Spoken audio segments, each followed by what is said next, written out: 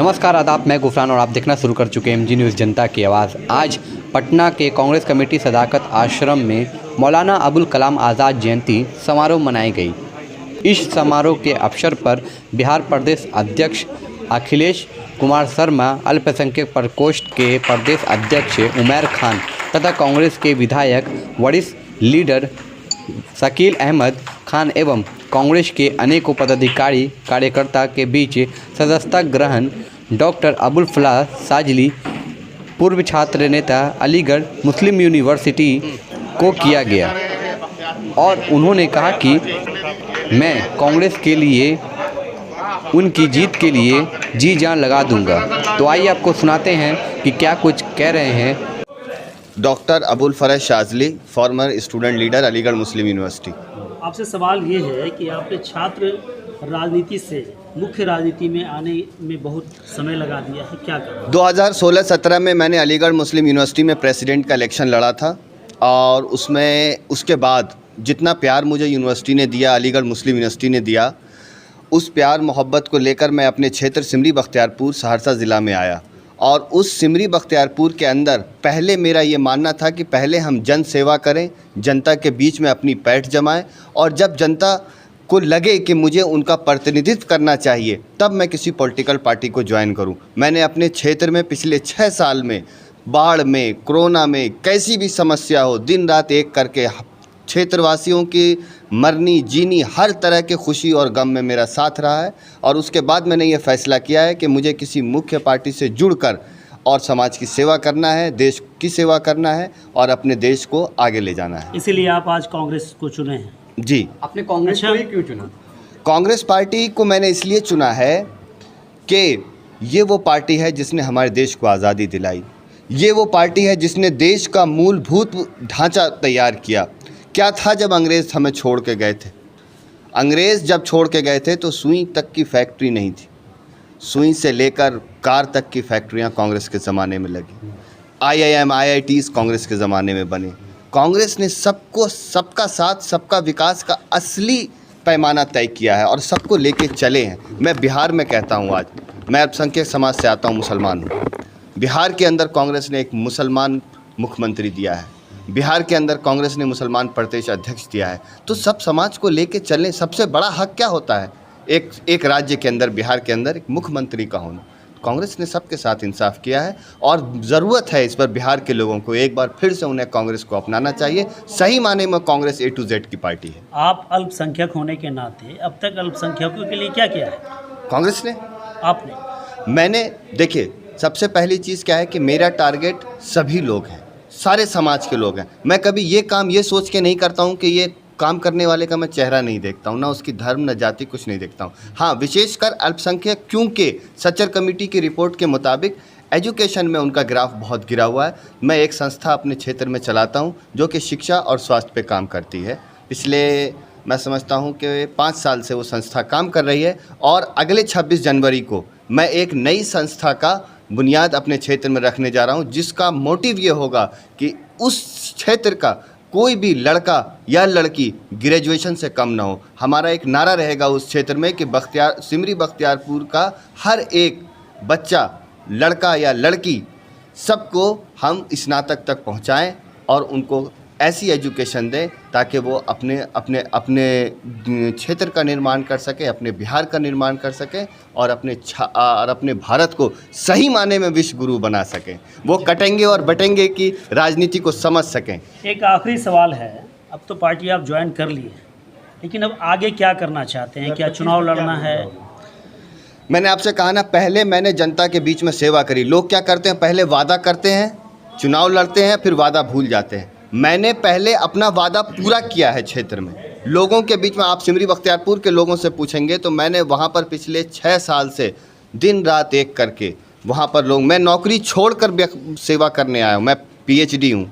मैंने PhD जब complete करी, मुझे कई जगहों से नौकरी का ऑफ़र था, मगर अगर मैं नौकरी कर लूँगा तो आज मेरे जितने बेरोज़गार बच्चे हैं, बच्चियाँ हैं, जो लोग शिक्षा से वंचित हैं, जो ये ध्रुवीकरण की राजनीति का शिकार हो रहे हैं, जिस तरह से देश में कम्युनल हवा चलाई जा रही है, उसको कौन रोकेगा? तो मैंने नौकरी छोड़कर अपने क्षेत्र के लिए अपनी नौकरी का बलिदान दिया है, और वो इसलिए दिया है कि मैं पूरा का पूरा वक्त समाज सेवा में लगा सकूं और समाज को जितना हो सके उतना बदलने की कोशिश कर सकूं।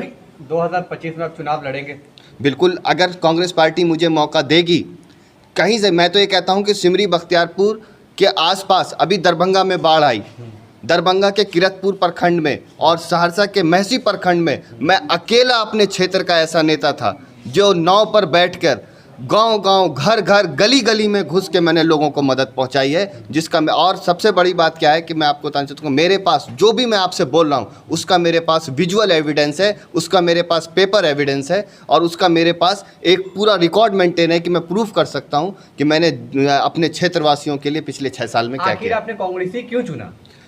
मैंने बताया ना, ये वो पार्टी है, मैं उस परिवार से आता हूं जिसने देश की आज़ादी की लड़ाई लड़ी। बाहर आप श्री बाबू की प्रतिमा देखते होंगे, जब देश आज़ाद हुआ तो श्री बाबू खुद मेरे ननिहाल मुबारकपुर आए और वहां आकर मेरे परनाना स्वर्गीय श्री अब्दुल वहीद रहमानी जी से कहा कि अब देश आज़ाद हो गया है रहमानी जी, आपने बहुत बड़ी लड़ाई लड़ी आज़ादी की, और आप क्या चाहते हैं, कुछ मंत्रालय ले लीजिए, MLA बन जाइए। तो उस वक्त हमारे परनाना मौलाना अब्दुल वहीद रहमानी, उन्होंने ये कहा कि मैंने आज़ादी की लड़ाई किसी मंत्रालय, विधायक या सांसद बनने के लिए नहीं लड़ी थी, मेरा मकसद ये था कि महात्मा गांधी, जवाहरलाल नेहरू, भगत सिंह के सपनों का भारत आज़ाद हो जाए। भारत आज़ाद हो गया, मेरी दुआ कबूल हो गई, अब मैं बाकी का वक्त जो है अपने समाज की खिदमत में देना चाहता हूँ। एक आखिरी सवाल, 2025 का चुनाव आप लड़ रहे हैं, फाइनल है? मैंने कहा अगर मुझे पार्टी मौका देगी, ये सारी चीज़ें संगठन के ऊपर निर्भर करती हैं। अगर संगठन ये कहेगा कि अबुल फरेज शाज़ली को चुनाव लड़ना है तो अबुल फरेज शाज़ली चुनाव लड़ने से कभी इनकार नहीं करेंगे, पूरे दम खम के साथ चुनाव लड़ेंगे। और अगर संगठन ये कहेगा कि संगठन में रहकर संगठन की सेवा करनी है, और ये जो सरकार इस वक्त मौजूद है जो बटेंगे और कटेंगे में शाज़ली और पंकज, अब्दुल और गोपाल को बांटने की जो सियासत चल रही है, ये देश भगत सिंह का देश है, ये देश लाल बहादुर शास्त्री का देश है, ये देश पंडित जवाहरलाल नेहरू का देश है, ये देश उन महापुरुषों का देश है जिन्होंने अंग्रेज़ों से आज़ादी में अपना तन मन धन परिवार सबको कुछ लुटाकर इस देश को आज़ाद कराया है। और कुछ लोग चाहते हैं कि आज ये देश फिर से उस राह पर चले जहाँ पर 2 राहें निकलती हों। तो हम लोगों का काम है, समाज के जागरूक लोगों का काम है, मीडिया के लोगों का भी काम है कि ऐसी शक्तियों को हमें उनका डट कर मुकाबला करना होगा। चलिए, बहुत शुक्रिया। लास्ट में एक सवाल है, अलीगढ़ मुस्लिम, आप अल्पसंख्यक है, अलीगढ़ मुस्लिम को लेकर के सुप्रीम कोर्ट का जो बयान आया है उसको लेकर क्या कहेंगे?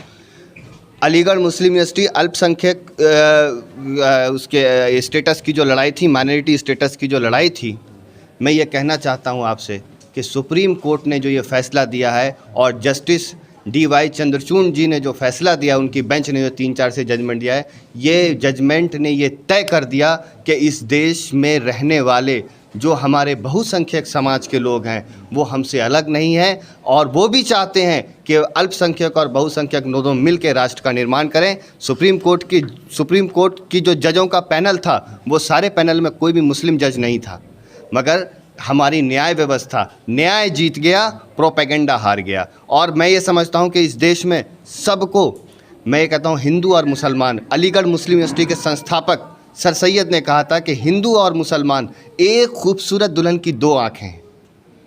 एक खूबसूरत दुल्हन हमारा देश भारत है और हिंदू और मुसलमान उसकी आँखें हैं, और एक भी आँख अगर ज़रा भी छोटी बड़ी हो जाएगी तो वो दुल्हन बदसूरत हो जाएगी। और दुल्हन से मुराद ये था कि हमारा देश जो है, जो जिस देश को पूरी दुनिया में अपने एक यूनिक फीचर्स के लिए जाना जाता है, उस देश की छवि पर ज़र्ब पड़ जाएगा, उस देश की छवि खराब हो जाएगी। चलिए, बहुत शुक्रिया।